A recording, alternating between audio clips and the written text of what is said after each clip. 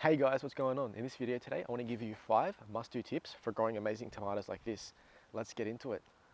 So guys, the first tip to growing amazing tomatoes is going to be about variety selection. This can honestly make or break how well your tomatoes do. My rule of thumb is to always grow varieties that are known to do well in your area.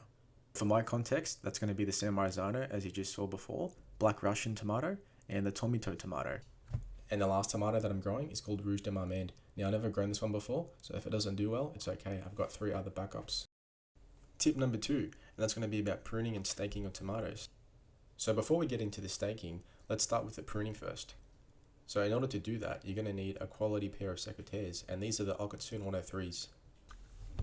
So the first thing we're going to do is we're going to remove all the old diseased leaves. Now these are going to be brown in color and they're going to be sort of crunchy if you have a feel of it. So we're going to just remove all these first.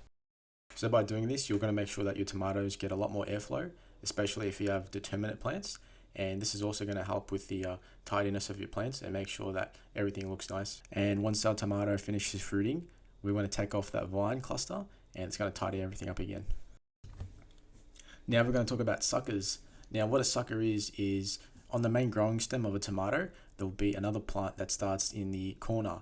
Now you want to make sure to take these off, especially if you don't have a staking system to provide for them. So as you guys can see here, I've got 3 bamboo canes, and that means there's 1 growing stem per bamboo cane. So anything else growing than that, I want to take off. So a secret that not many people know about is that you can actually root these suckers into their own tomato plants. So here's one I did about a week ago, and I'm just digging around the soil now to see if it actually rooted, and you can see it did. So what we're going to do is take it out and put it into another hole and get it ready. So you just want to plant this exactly like how you would plant a normal tomato. So now that we're here at the beginning again of the tomato growth cycle, I want to show you exactly how I stake my tomatoes. So I'm putting 1 bamboo cane per growing stem. So that means I'm going to have 3 growing stems and they're going to be attached to each bamboo cane. And for anyone wondering, these are the 2-meter bamboo canes, which are waxed, so you don't have to worry about them rooting into the soil. And another reason I suggest using bamboo canes is that there's no sides or edges, so you don't have to worry about your tomatoes rubbing up against the stake and potentially getting damaged by splinters. So here's a tomato that's very mature, and you can see that there's 3 growing stems. Now, as we go up to the height of the tomato, you can see that it's tied with a piece of cotton string to the cane, and it's perfectly in place. So for anyone wondering how I actually tie my tomatoes, here's an up close.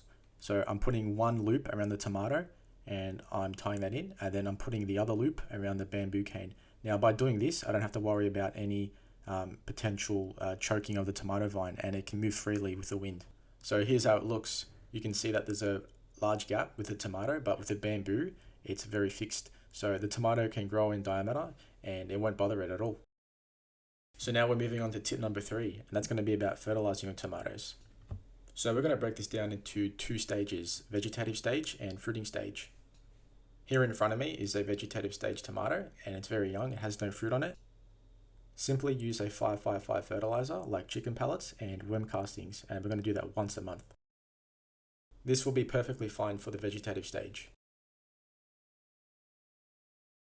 So here you can see an example of a fruiting stage tomato. So what we're going to do are the first 2 things. We're going to apply the chicken pellets and the worm castings once a month. But in addition to that, we're going to start using a potassium-based fertilizer. What I have in front of me is called sulfate of potash, and that's 0041 NPK. And very simply, I'm just reading the instructions, and it's 2 teaspoons per square meter. And just always make sure to wear gloves and wash your hands after using this type of stuff. Tip number 4, and that's going to be about companion planting flowers for your tomatoes. So this is a very simple tip. It's not very difficult to do. All you need to have is a couple flowering plants like basil or even plants like marigolds. And this is going to introduce a lot of pollinators like the bees in front of me you can see here. Now by having all these bees in front of your tomatoes, it's going to make sure that all your vines get pollinated. Tip number 5, how to water your tomatoes. So you can see here the sun's out, and if we were to water now, the water would evaporate very quickly, especially in the peak of summer. Now all we have to do is wait for the sun to set, or we can water right before the sun rises. So once again, we're going to break the watering into 2 stages. So for a young seedling tomato like this here, we don't need to water it as much. We just want to make sure that the entire area around the tomato is watered. So I start by watering the tomato itself, and watering all around the soil. So once your tomato enters its fruiting stage, like the one in front of me, you're going to have to water a lot more frequently and a lot more deeply. So I suggest watering all around the entire root system very, very deeply, at least once a week.